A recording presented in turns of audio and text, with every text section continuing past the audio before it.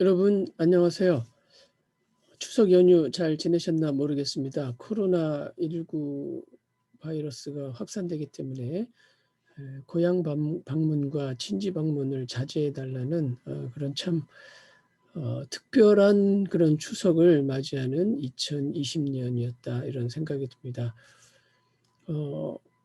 명절 지내시라고 후유증도 있을 것 같은데요. 그럼에도 불구하고 이제 우리는 다시 우리의 학업에 열중해야 되지 않을까 생각합니다. 더군다나 가을은 천고마비의 계절이라 그러잖아요. 또 독서하기에 좋은 계절, 또 책을 보기에 좋은 계절입니다. 정말 좋은 계절이죠. 다시 한번 우리의 정신과 마음을 집중해서 우리 신약 성경에 대해서 계속 공부하도록 하겠습니다. 지난 시간에 드디어 우리가 마가복음, 마태복음, 누가복음을 배웠습니다. 사실 누가복음에 이어서 사도행전까지 배웠어야 되는데 구성이 우리 신약성경 구성이 또 그렇고 제가 학업 계획을 짤 때도 약간 그 점을 반영하지 못한 것 같습니다. 사실은 누가복음을 배우고 그 다음에 이어서 사도행전을 배우면 참 좋습니다. 왜냐하면은 누가복음과 사도행전은 사실은 한 권이었던 책이죠. 지난 시간에도 여러 번 말씀드렸던 것 같은데 2부작입니다. 그래서 누가복음이 1부, 그다음에 사도행전이 2부, 연속극처럼요. 그렇게 연결되는 것이기 때문에 함께 공부하면 좋고요. 어쨌든 뭐 우리가 또 그것은 공간복음이라는 틀 안에서 연구할 때는 마가, 마태, 누가를 공부하기 때문에 그 전 시간에 우리가 공간복음이란 어떤 것인지 공간복음의 자료와 구성이 어떤 것인지를 배웠기 때문에 또 공간복음이라는 그런 큰 카테고리의 입장에서 마가복음, 마태복음, 누가복음 배웠습니다. 오늘은 요한복음을 배우게 되고요. 그 다음에 또 사도행전까지 나가보도록 하겠습니다. 요한복음은 공관복음에서 제외가 되죠. 왜냐하면 공관이라는 말처럼 그런 어떤 전체적인 구조와 또 묘사하는 방식과 또 내용의 전개가 유사한 것들을 묶어서 관점이 비슷하다. 공관. 그렇게 공관복음이라고 부르는데 요한복음 독특하기 때문에 공관복음에서 제외되고요. 네 번째 있다 그래서 제4의 복음 이렇게 이야기를 합니다. 그럼 제가 준비한 PPT를 보면서 함께 요한복음을 공부하도록 하겠습니다. 잠깐만 PPT를 제가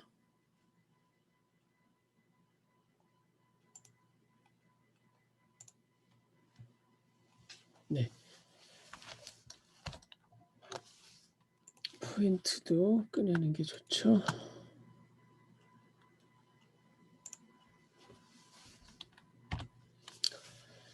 우리가 복음서를 그냥 복음이라고 하는 것보다 마태복음, 마가복음, 요한복음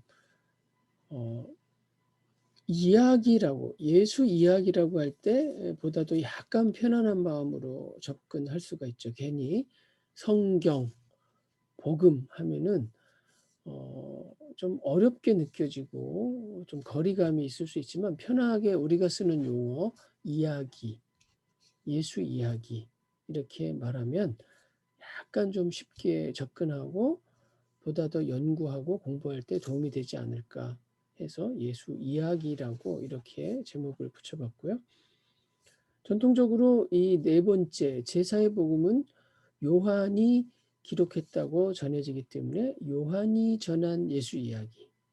그전에는 우리가 어떤 제목을 붙였죠? 마가가 전한 예수 이야기, 마태가 전한 예수 이야기 이렇게 붙였죠. 자, 요한복음을 잘 이해하려면 어떤 것들을 먼저 우리가 핵심 키포인트로 꼽아볼 수 있을까요? 요한복음에서 아주 중요한 개념은 바로 성육신입니다. 화육이라고도 하죠. 육신이 되었다, 육체가 되었다. 예수님의 성육신, 이 사건을 잘 기록하고 있습니다. 요한복음 1장 14절인가요? 말씀이 육신이 되어 이 얘기가 있죠. 그것을 우리가 이제 전문 용어로 인카네이션이라고 이렇게 이야기합니다. 인카네이션. 인이라는 것은 여러분 잘 아시죠? 뭐 어디 안으로, 뭐 네이션, 에이션, 뭐 이런 션이 뒤에 붙으면 명사형이 되면서 어떠한 변화와 현상이 일어났음, 그죠? 명사형으로. 카네이션 안에는 여러분 꽃을 생각하지 마시고 카르라는 게 들어있다는 거죠. 여기가 뭐냐 하면요, 육신, 육체, 살, 육신, 육체, 살을 말합니다. 그래서 화육, 육체가 되었다. 하나님이신 예수님, 말씀이신 예수님이 육신을 입었다. 육체가 되었다라는 것이 바로 예수님의 성육신 인카르네이션, 그죠? 인카네이션 이렇게 이야기합니다. 그다음에 요한이 전한 예수 이야기의 특징은 메타포라고도 할 수 있죠. 상징 언어, 그림 언어. 예수님을 잘 설명해 줍니다. 독특하죠. 다른 우리 복음서에서 예수님이 인자, 하나님의 아들, 다윗의 자손, 뭐 여러 가지 용어로 불리웠다면 예수님을 독특하게 요한복음에서는 그림 언어, 생각나는 게 있습니까, 여러분? 어떤 그림으로 예수님을 표현하죠? 어떤 그림일까요, 여러분? 요한복음 가만 생각하면 어떤 게 있을까요? 나는 참 포도나무요. 포도나무. 예수님 포도나무라. 그죠? 나는 선한 목자다. 나는 생명의 빵이다. 이렇게 어떤 형상화되고 우리가 이해하기 쉽게 어떤 구체적인 그런 메타포, 물론 예수님 빵은 아니죠. 은유라고 하죠. 어떤 때는 빵이 아니잖아요. 근데 생명의 빵 하면 우리가 뭐 이해가 되는 거 있죠. 그 생명을 주는 빵이구나. 우리가 음식, 뭐 우리로 한다면 밥이겠죠. 밥을 먹지 않으면 우리가 어떻게 살 수 있습니까? 생명을 주시는 분을 그렇게 선한 목자. 참 목자가 성실하고 책임감 있고 열심을 다해서 양을 돌본다. 참 마음이 뿌듯하고 안심이 되고 또 위안이 되지 않습니까? 그런 것을 우리가 그림 언어, 메타포로 예수님 설명한다. 그다음에 요한복음의 특징은 좀 이원론적인 세계관이 아주 강합니다. 이원론적인. 이원론적이라는 게 뭐죠? 다 두 가지로 생각하는 것이죠. 진리, 그 반대, 거짓. 하늘, 땅.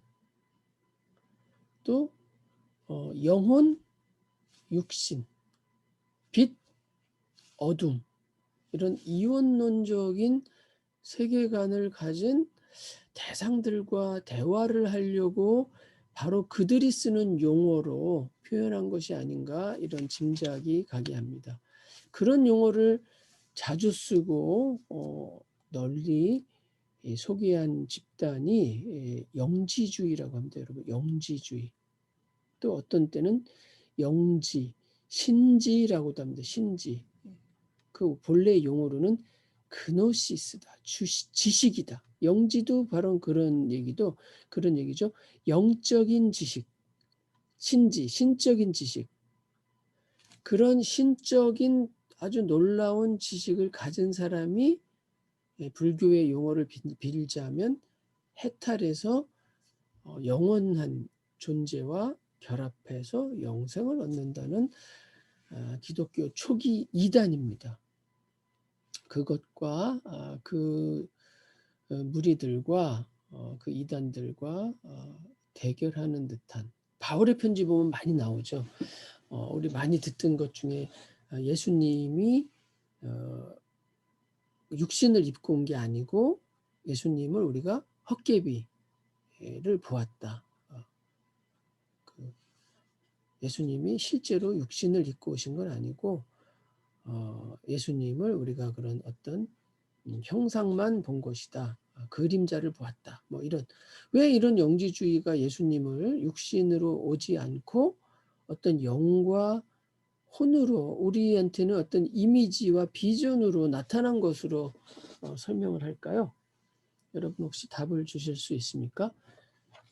그것은 영지주의가 이원론적 세계관이 강하기 때문에 그렇죠. 아까 영지주의가 영원한 것과 순간적인 것, 빛과 어둠, 그렇죠? 영과 육. 영은 좋은 것이고 육은 나쁜 것이고, 영은 영원한 것이고 육은 소멸하는 것이고, 뭐 이렇잖아요, 그죠? 그런데 어떻게 예수님이 육신이 될 수 있겠느냐, 그죠? 그런 생각에서 나오는 것이죠. 그래서 예수님 우리가 헛개비, 허상을 봤다. 그래서 허상이다. 독해시즘이라고 그러죠. 독해시즘, 그죠? 뭐 가현론이다. 뭐 이렇게 얘기도 하잖아요. 그런 세력들과 대결하는 느낌이 있다.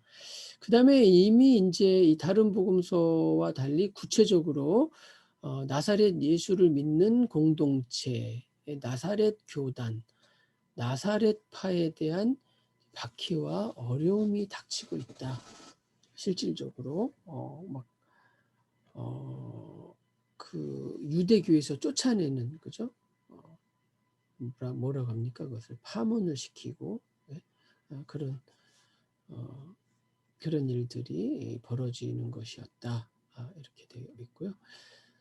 마테마가 누가가 공간복음인 만큼 예수님의 생애를 몇 년으로 소개할까요? 예수님의 사역을 마테마가 누가는 1년으로 소개하는 반면에 요한복음은 예수님의 생애를 3년으로 소개한다. 이것도 아주 독특한 특징이겠습니다. 자, 주요 특징을 보면 제가 뭐 이미 이런저런 이야기를 다 말씀해 드렸지만은, 자, 제사의 복음은 나사렛 예수에 대한 독특하고 색다른 신학적 의미를 제공한다. 요한 문서에 속한다. 신약 성경에 요한 문서라는 별명을 붙인 책들이 있어요. 무엇일까요? 요한이라는 이름이 붙은 성경책들이겠죠. 뭐가 있습니까? 요한복음, 요한일서, 요한이서, 요한삼서, 요한계시록. 요한계시록은 여기서 약간 의문이 제기됩니다. 요한문서에 집어넣지 않는 사람들도 많아요. 요한문서의 성격과 약간 다르게 보기 때문입니다. 여튼 이렇게 신약성경 중에 요한이라는 이름이 붙은 책들을 우리는 요한문서라고 이름을 붙이고, 그것은 아마 요한 학파에서 요한을 중심으로 한 요한 공동체에서 만들어낸 책들이 아니겠느냐, 이렇게 짐작을 하고 있습니다. 그 이유는 언어와 형태와 그 신학적인 사조와 경향성이 아주 유사하다는 것이죠. 그런 요한문서에 나타난 특징 중 몇 가지를 보면요. 고기독론이다. 한번 설명한 적이 있죠. 예수님이 누구신가를 위에서부터 설명하는 거죠. 예수님이 누구신가를 밑에서부터 설명하는 것을 저기독론, 그죠? 로우 크리스톨로지, 위에서부터 하나님이셨다, 선지하셨다, 창조자와 같이 있었다. 하이 크리스톨로지, 켈빈 같으신 분이 대표적으로 언제나 고기독론만을 주장하시는 분이죠. 여튼 요한복음은 아예 그냥 출발이 고기독론이고, 선제기독론, 그죠? 프레 엑시스턴트, 이미 최초부터 계셨던 분이다. 그 다음에 종말론은 현재적 종말론과 미래적 종말론이 오버랩돼서 겹쳐서 나타나는 그런 관점과 신앙관을 가지고 있다. 그 다음에 하나님의 절대적인 최종 계시가 예수 그리스도다라는 증거가 있고요. 다른 신학 성경과 마찬가지로 이제 유대인들에게 주로 변증하고 반박하죠. 왜냐하면 유대인들은 예수를 십자가에 못 박히게끔 내어준 사람들이고 거부하는 사람들이기 때문에 그 사람들에게 하나님의 절대적인 최종 계시다. 예수 그리스도는 구원자고 구세주고 메시아다. 이렇게 설명하는데, 그걸 거부하는 유대인들에게 그거를 해명하고 설명하고 이해시키려고 하는 노력이 들어있다. 말씀드린 대로 그노시스 영지주의와 대결하고 있다. 요한복음은 아까 우리 요한문서, 요한공동체, 요한학파라는 얘기를 한 것처럼 저자 문제가 좀 있는데, 왜냐하면 요한복음 내에서도 누가 요한일까, 누가 저자일까를 정확하게 찝어내기가 어려운 그런 요소들이 있는데, 일단은 이중적인 결말이 나타난다는 거예요. 이중적인 결말. 이것을 기록한 사람이 요한, 바로 그 사람이다. 뭐 이렇게 한번 여러분 찾아보시면 되는데, 요한복음 21장 24절 한번 볼까요? 보면은 이 일들을 증언하고 이 일들을 기록한 제자가 이 사람이라, 이렇게 돼 있죠. 그 다음에 또 사랑하는 제자다라는 용어가 나오고 있죠. 사랑하는 제자. 사랑하는 제자는 19장 35절에 보니까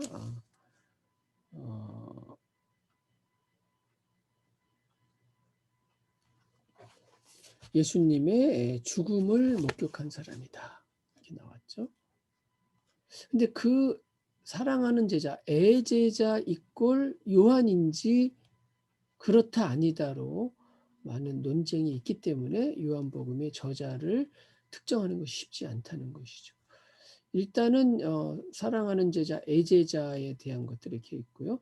고대 교회의 증거를 보면은요, 이레니우스의 글에 보면 사랑하는 제자가 요한이다. 그리고 사랑하는 제자 요한이 늙어서 에베소에서 기록했다. 그것을 누가 말했느냐? 폴리캅이라는 사람이 말을 했다. 폴리캅은 누구냐? 바로 이 사랑하는 제자 요한의 또 수제자였다. 뭐 이런 기독교의 전통과 기록들이 남아 있습니다. 그래서 이 폴리캅과 이레니우스의 주장에 따르면 요한 이꼬르 사랑하는 제자다. 또 다른 전통에 보면 장로 요한이다. 요한 1, 2, 3, 4 쪽에 보면 또 장로 요한이라는 게 나오죠. 그래서 제일 쉬운 거는 장로 요한이 사랑하는 제자고, 사랑하는 제자가 세베대의 아들 요한, 야고보와 요한, 그 형제, 그거면 다 해결되는데 제일 간단하죠. 만약에 셋 다 다른 사람이라면, 장로 요한이 다른 사람이고 제자 요한이 다른 사람이고 사랑하는 제자가 다른 사람이고 또 뭐 세베대의 아들이 다른 사람이다. 아주 복잡해지죠. 유세비우스라는 교회의 역사를 기록한, 초기 기독교의 역사를 기록한 사람의 기록에 따르면, 이 사람은 이제 파피아스가 쓴 것에 따라서 요한이 일찍 순교했다는 또 다른 기록이 있다는 거죠. 그렇다면 장로 요한이라든지 늙어서 사랑하는 제자가 썼다는 이런 것과 참 일치시키기가 좀 어렵죠. 그럼에도 불구하고 이 셋이 다 같은 사람일 것이다. 뭐 이런 주장도 있습니다. 그래서 이제 요한문서에 대한 그 저자 관계를 좀 추정해 보면, 예수님의 사랑하는 제자와 제자 요한이 같은 사람이 아닐 때, 같을 때는 아무 문제가 없는데 이렇게 되죠. 또 제자 요한이 장로 요한일 때, 장로 요한이 썼다고 짐작되는 것은 요한이서, 요한3서, 요한1서. 복음서는 사랑하는 제자, 또 제자 요한이 영향을 받아서 썼다고 볼 수 있죠. 또 어떤 경우 장로 요한이 또 복음서를 썼다고 볼 수 있고, 요한복음 21장 뒷부분의 결말만을 쓴 사람이 또 따로 있다는 것이, 왜냐하면 여러분 잘 보시면 되겠지만은 요한복음 20장을 보면은 20장 31절 복음서죠. 요한복음 20장 31절에 이미 복음서가 결말을 맞이하는데 또 부록처럼 21장이 생겨나고 있습니다. 이런 관계성 때문에 많은 학자들은 요한복음을 쓴 사람이 누구인지를 연구하고 추정하고 또 이렇게 서로 또 논쟁을 벌이는 것입니다. 말씀드린 그런 요한문서, 아까는 이제 저자를 말했다면 요한문서는 그럼 어떻게 영향을 받았느냐? 요한문서 중에서 어떤 문서가 먼저 기록되고 어떤 문서가 나중에 기록되고 어떤 문서들이 상호간에 영향을 주고받았는지를 추정하는 것이 바로 요한문서의 상호관계에 대한 그런 주제가 되겠습니다. 요한복음이 요한일서에다 영향을 줬고 요한일서의 영향을 받아서 요한이서와 요한삼서는 동시에 영향을 주고받았다. 뭐 이런 연구가 요한문서를 연구하는 많은 사람들 중에서 이렇게 도식화하는 분들이 많이 있다. 일반적이다. 이렇게 말씀드릴 수 있겠습니다. 자, 그럼 요한복음의 개요, 중요한 것들 몇 가지를 보면요. 요한복음은 약 한 100년경 정도 기록됐다고 봐요. 왜냐하면은 빨리 보면 90년, 늦게 보면 100년이고요. 여기 보면 이제 파피루스 조각이 발견됐는데 이게 이제 오래된 파피루스 중에 하나죠. 한 주후 125년이나 그거보다 더 빠르게도 볼 수 있다는 것이죠. 파피루스 번호 52번이죠. P52가 붙었는데 요렇게만 있어요. 요렇게만 발견된 거죠. 다 이제 사라졌죠. 사라지고 요렇게만 남아 있는데 추정한 그림을 보면 파피루스 종이에 아마 이렇게 요 글씨폭이 있으니까요. 옛날 파피루스 공책을 만드는 기준이 있잖아요. 그 기준에 따라서 요렇게 봤을 때 이쪽 부분 다 나머지는 다 사라지고 이 정도만 남아 있다. 말씀드린 대로 이제 유대교와 영지주의가 다 이제 90년, 100년 정도 본격적이고요. 뭐 바울 서신에도 약간 후대에 나타나고요. 아람어를 풀어서 설명하고 있다. 그 얘기는 아람어에 익숙하지 않은 사람들이 공동체에 있는 것이 아니냐. 랍비는 선생이란 뜻이다. 실로암은 뭐 보냄을 받았다는 뜻이다. 디두모란 말은 도마란 뜻이다. 그리고 이 요한 공동체의 위치는 아마 지금의 터키 지역인 시리아 지역에 있지 않았을까. 지금 시리아 지역도 일부 포함될 수가 있죠. 그쪽에 있지 않을까 생각하고 있습니다. 구조와 이제 구성에 대한 걸 좀 보면요. 전반부까지가 예수의 공적인 사역이죠. 한 12장 정도. 하반부 8장 정도는 예수의 마지막 날들, 최후의 만찬, 고별 설교, 재판, 고난, 죽음과 부활에 대한 이야기들이다. 그런데 이제 요한복음은 사실 여러분들 자세히 읽어본 분들은 요한복음의 내용은 그 장절이 순서대로 되지 않은 것 같다라는 문제를 많이 제기하고 있습니다. 예를 들어서 7장 53절에서 8장 11절은 그 앞뒤 부분과 잘 연결이 되지 않는다. 대표적으로 20장 30절 이후에 21장은 사실은 또 추가로 삽입된 결말 부분이다. 부록 같다. 그런 느낌을 주고 있고요. 6장 71절 다음에 뭐 7장으로 가는 게 아니라 오히려 5장으로 갈 때 내용이 연결이 잘 되고 또 5장 47절도 이쪽으로 갈 때 잘 되고 7장 24절에서 25절 가기보다는 7장 1절로 갔다가 7장 14절로 끝나는 게 좋고요. 그 얘기는 그 전에 5장에서 47절 끝난 다음에 이쪽으로 연결되는 게 더 좋지 않을까. 이렇게 됩니다. 예를 든다면 이런 경우죠. 14장 31절에 자 여기를 떠나자 했는데 바로 이어서 고별 설교가 계속되고 있어요.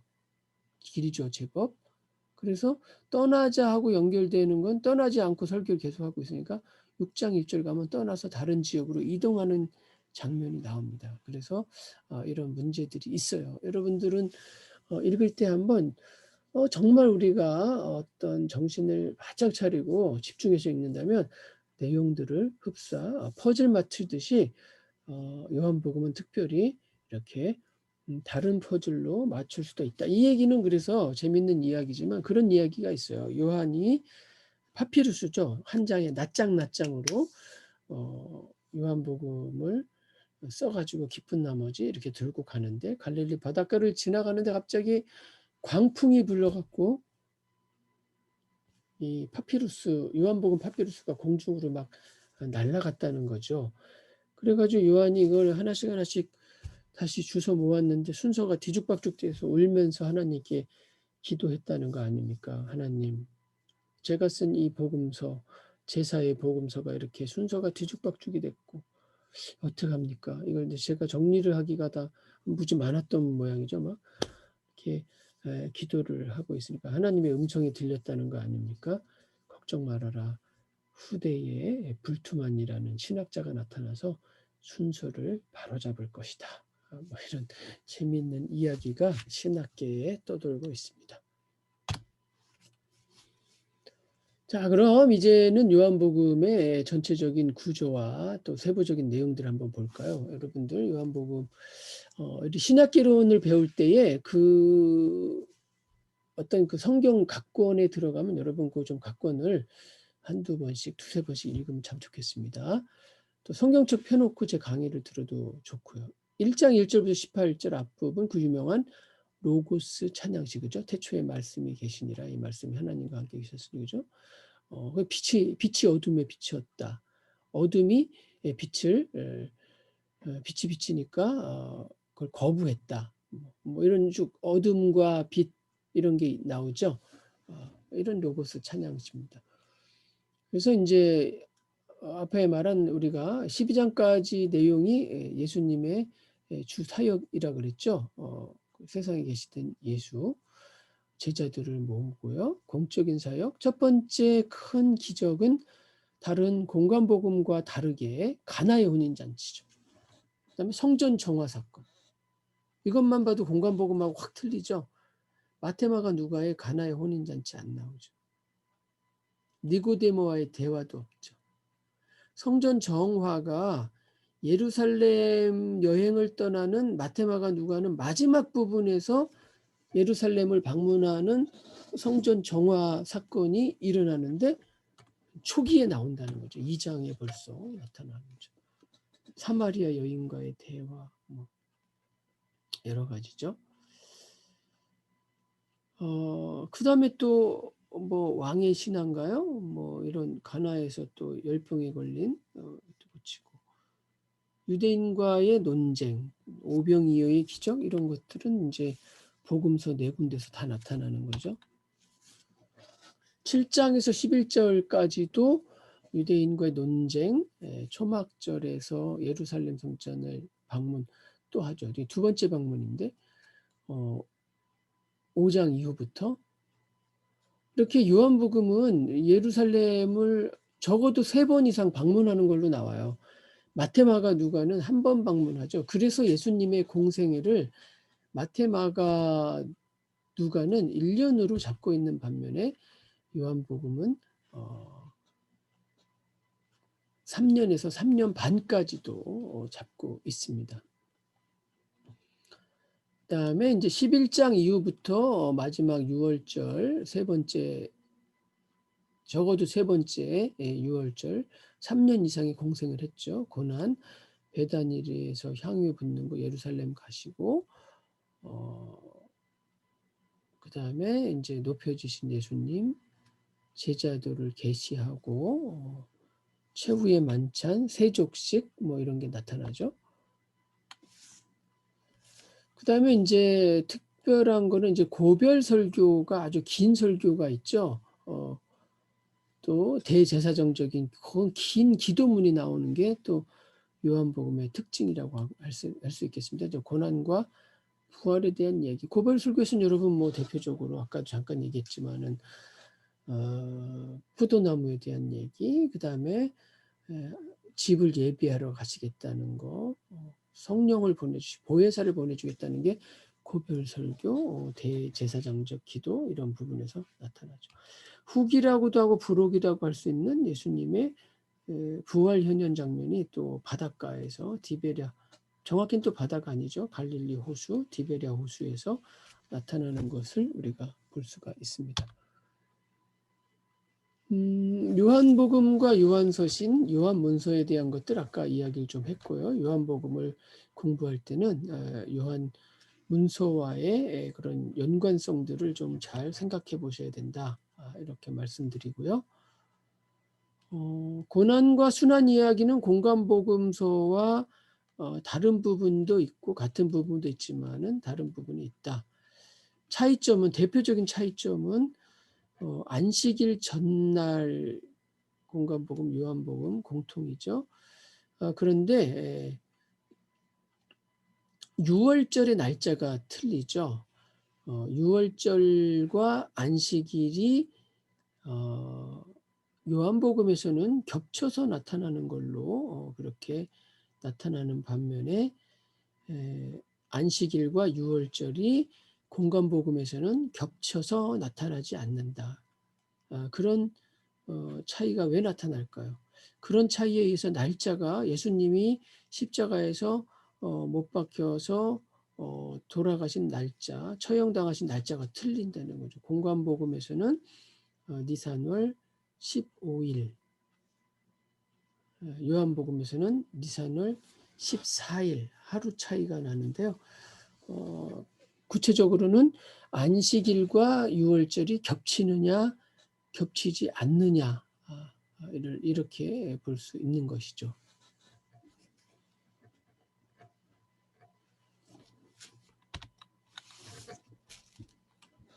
말씀드린 대로 앞부분은 찬양시가 있고 그 다음에 이제 요한복음의 특징은 기적이라고 하지 않고 표적이라고 얘기합니다. 그래서 표적이 나타나는데요. 이 요한복음에서는 7가지의 표적이 나타납니다. 표적을 헬라어로 세메이아 이렇게 말합니다. 세메이아. 7개의 세메이아가 나타나죠. 가나의 혼인잔치 2장이에요. 왕의 신하의 아들 4장이군요. 아까 제가 다른 장 말한 것 같아요. 근데 공교롭게도 둘 다 가나에서 나타난다는 거고요. 38년 된 병자 5장이죠. 오병이어의 기적 6장. 물 위를 걸으시는 거 6장. 날 때부터 소경된 자를 고치시는 거 9장. 죽은 나사로를 살리는 거 11장. 이것도 아주 독특한 요한복음에만 나타나는 거죠.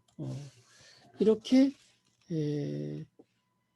예수의 7가지 표적이 나타난다. 딱 7가지로 기적이 정리되어 나타나고 기적과 이적이라는 표현을 쓰는 공관복음과 달리 요한복음에서는 표적이다.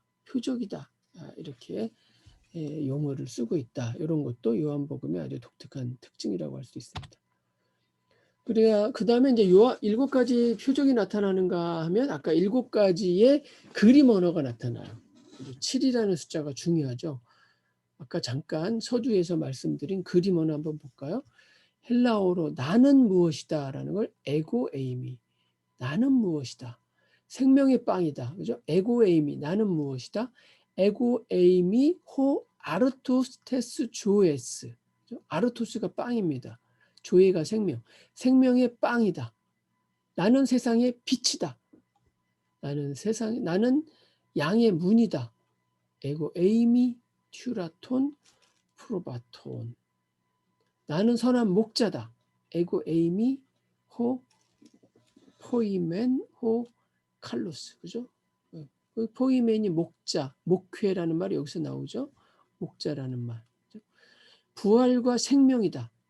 에고 에이미해 아나스타시스카이의 조에. 서양의 여자, 특히 동구권의 여자들의 이름을 많이 쓰죠. 아나스타시아. 그죠? 부활이란 뜻입니다. 길과 진리와 생명이다. 나는 에고 에이미. 나는 무엇이냐? 에고 에이미 호도스 알레테이아 조에. 길과 진리와 생명이다. 나는 참 포도나무다. 15장입니다. 제가 착각을 했나 보죠. 자꾸 제가 14장이라고 말한 것 같은데 잠깐 확인해 보겠습니다. 15장이죠. 예. 참포도나무 시작. 아까 제가 14장이라고 언뜻 말했던 것 같은데 여러분 그거 정정합니다. 참포도나무다. 15장입니다. 그 다음에 이제 14장부터 17절을 큰 틀에서는 이제 고별설교, 세족식으로 시작하죠. 이것도 독특하죠. 공간복음서에서는 최후의 만찬이 있는데 최후의 만찬이 안 나타나고 세족식이 나타나는 것도 요한복음의 특징이죠.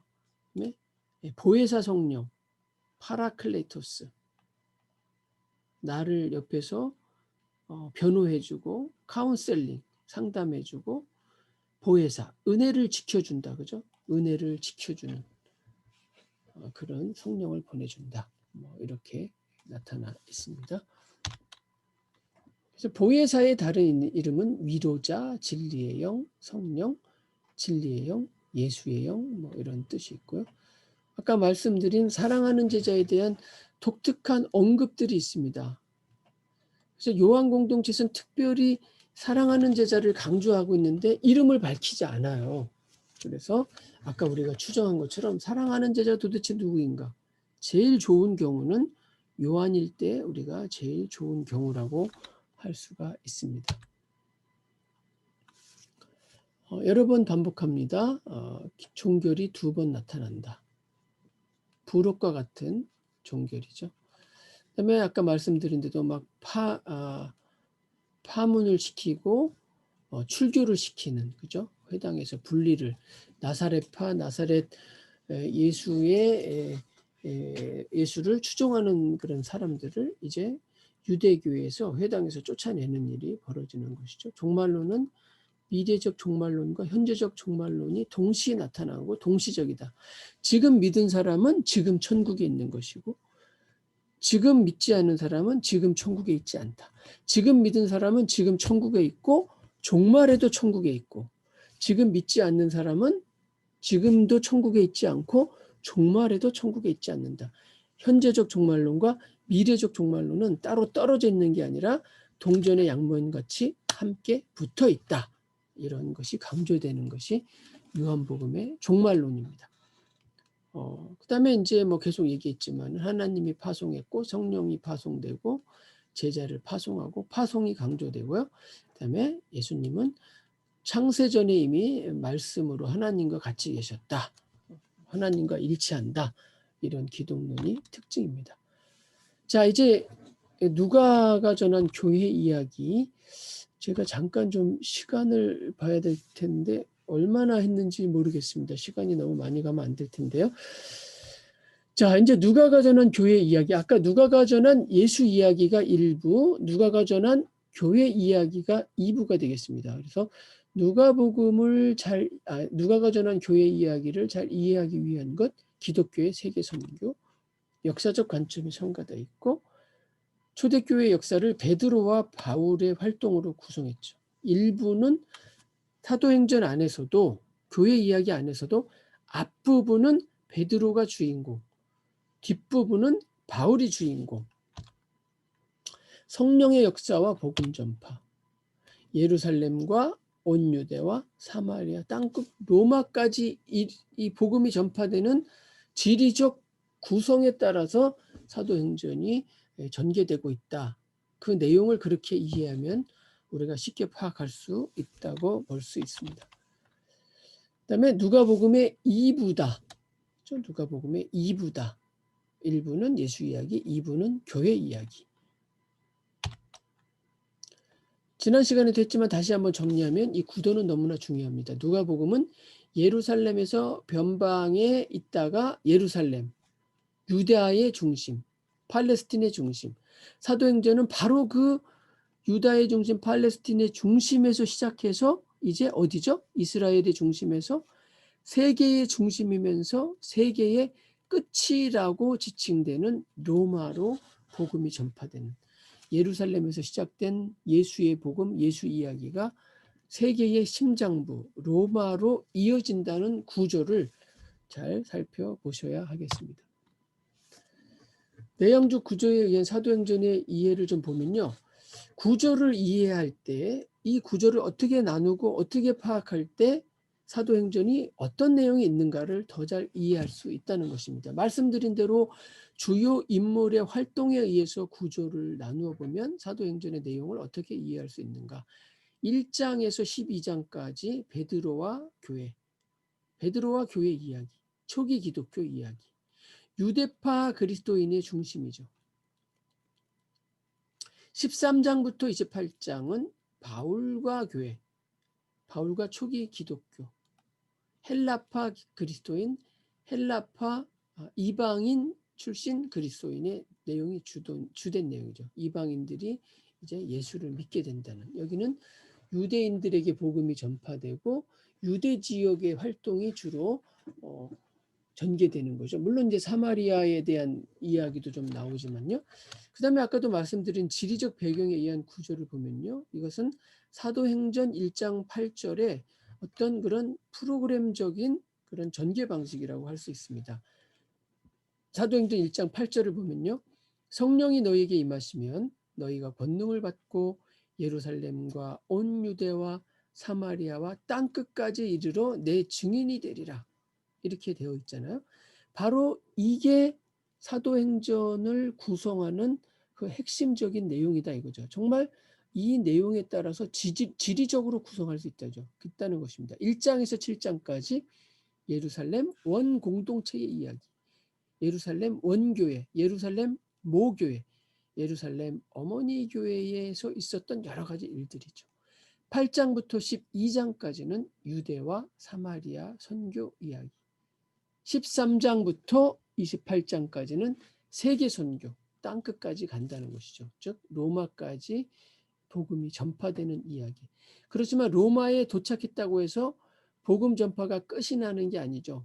담대하게 계속 복음이 전파되고 퍼져나간다. 아직도 끝나지 않았다. 복음 전하는 이야기는. 그래서 많은 사람들이 뭐 사도행전 29장을 써라. 나의 사도행전을 써라. 뭐 그런 이야기를 하는 것입니다. 그 다음에 사도행전을 또 다른 구조에 의해서 나눠볼 수 있는데요. 준마에 의한 구조입니다. 준마라는 것은 이제 전문 학술 용어이기도 한데요. 준마는 요약보도라고 합니다. 복음서에도 자주 나오죠. 마가복음에서도 자주 나오고 마태복음도 나오는데요. 복음서도 어떤 에피소드를 몇 가지 말하고 끝에 가서 요약적인 보도를 해요. 이때부터 뭐 복음이 온 천하에 퍼졌다, 뭐 어디에 퍼졌다, 시리아 지역에 퍼졌다, 뭐 많은 사람이 병 고침을 받았다, 뭐 이런 요약 보도. 사도행전도 그런 요약 보도가 있는데요. 6장 7절, 9장 31절, 12장 24절, 16장 4절, 19장 20절의 요약 보도를 보면요. 그 내용을 따라서 한번 보겠습니다.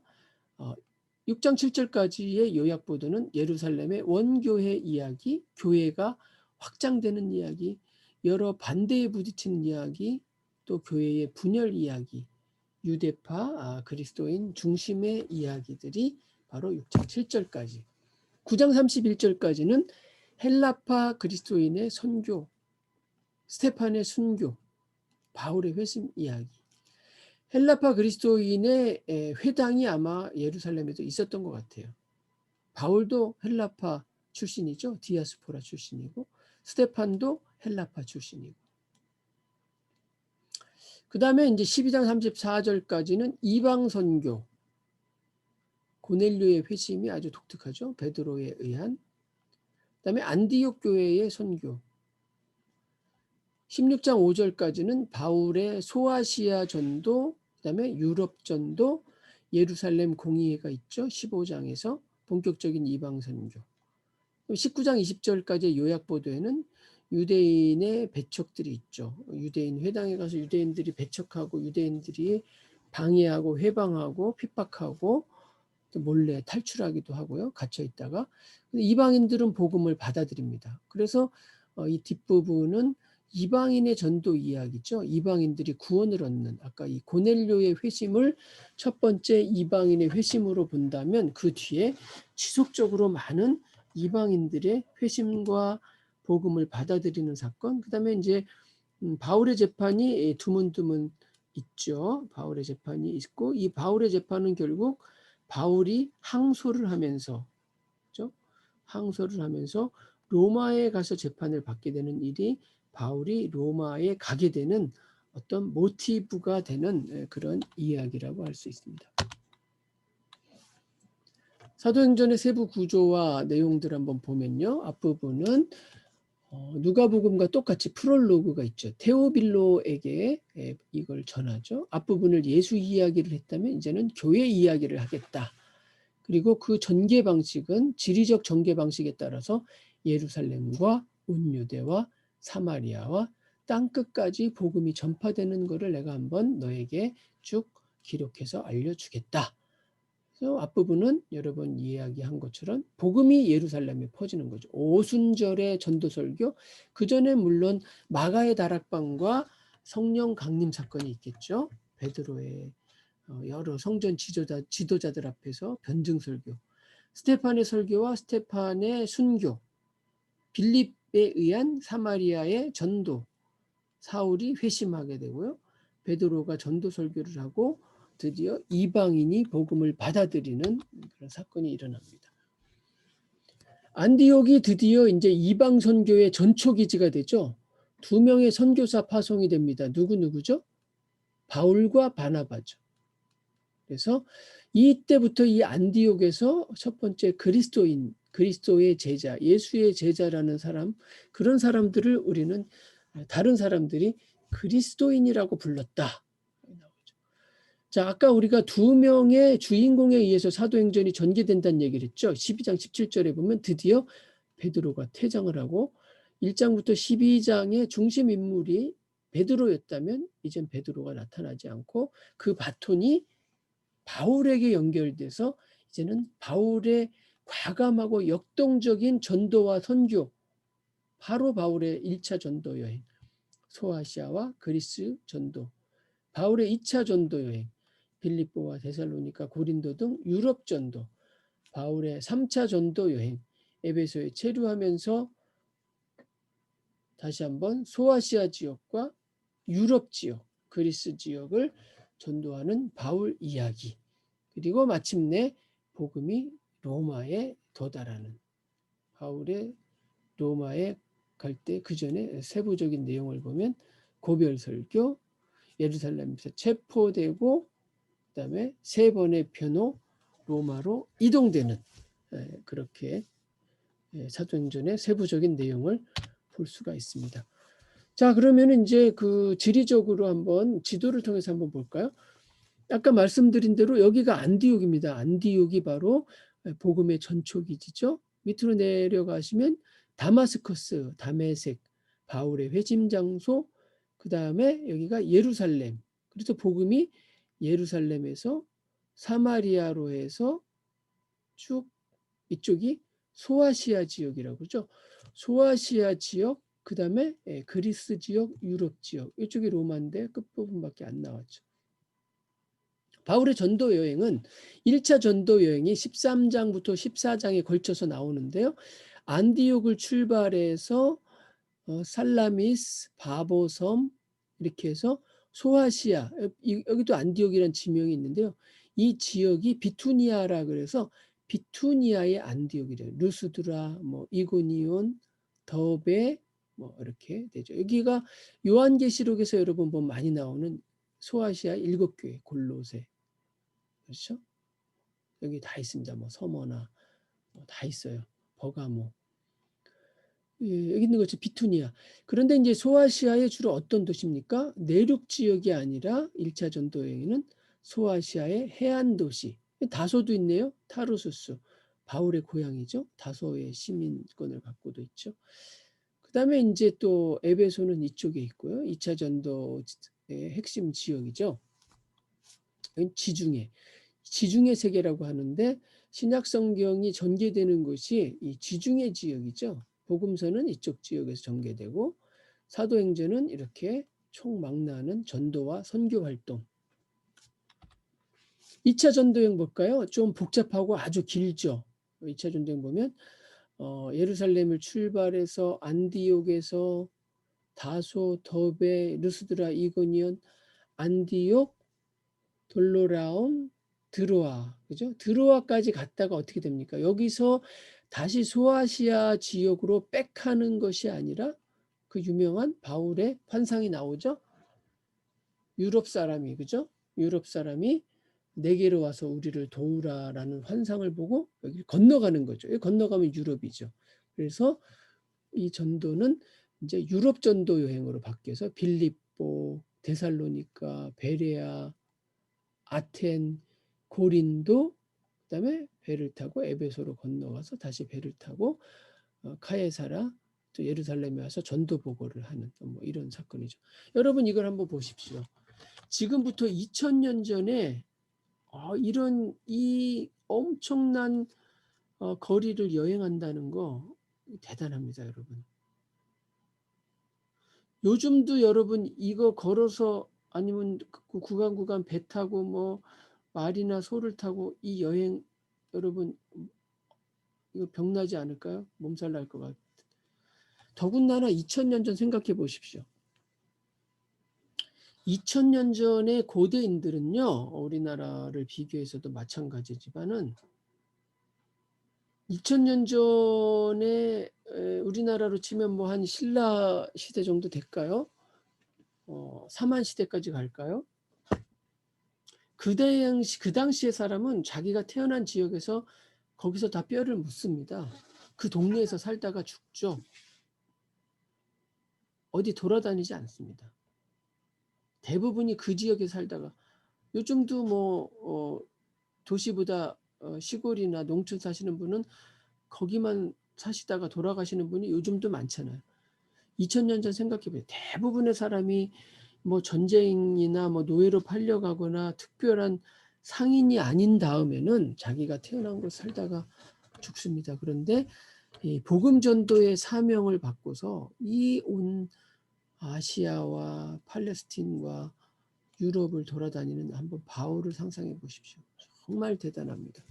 2차 전도 여행은 1차 전도 여행에 비해서 엄청나게 확대된 전도 여행인데 그 유럽 전도 여행은 바울의 환상에 나타난 사람이 유럽으로 건너와서 우리를 도우라는 그 환상을 보고 이쪽으로 건너가죠. 여기서 다시 한번 짚고 넘어갈게요, 여러분.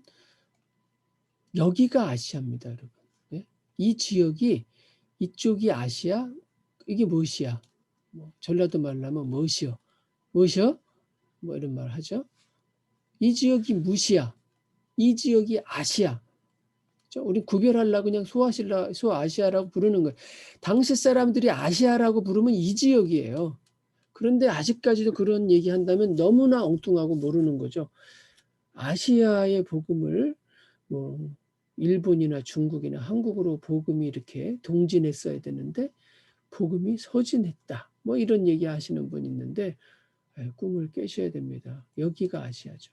바울이 아까 1차 전도 여행 보셨잖아요. 바울은 여기만 전도하려고 그랬는데 환상을 보고 여기 건너가는 거죠. 유럽으로. 마케도니아, 그 다음에 아가야. 건너가는 얘기예요. 여기가 유럽이고 여기가 유럽이 여기가 아시아입니다. 자, 마지막 3차 전도 여행을 하면서 사도행전 18장에서 21장까지 걸치게 되는 거의 사도행전이 끝나죠.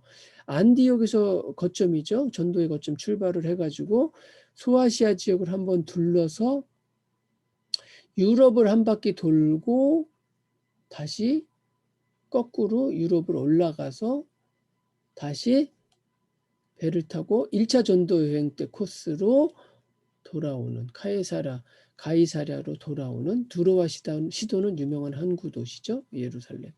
이렇게 되는 마지막 전도 여행이고 예루살렘에서 이제 체포돼서 그 다음에 다시 또 이렇게 거꾸로 어떻게 갑니까? 이제는 뭐 이쪽으로 가겠죠. 이렇게 해서 로마로 압송돼가는 로마로 재판을 받으러 가는 이야기로 사도행전은 끝이 납니다. 자, 오늘은 여기까지 해서 요한복음과 사도행전의 이야기들을 마치려고 합니다.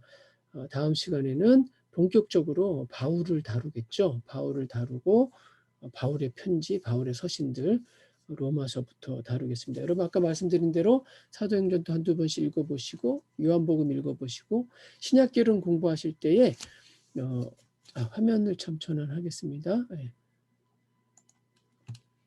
신약개론을 배울 때에 우리가 배우는 성경을 여러 번 좀 반복해서 읽으면서 내용을 상기시키고 이런 핵심 요약만 볼 것이 아니라 전체를 읽으면서 어디에 무슨 내용이 있구나. 이것이 이래서 중요하구나.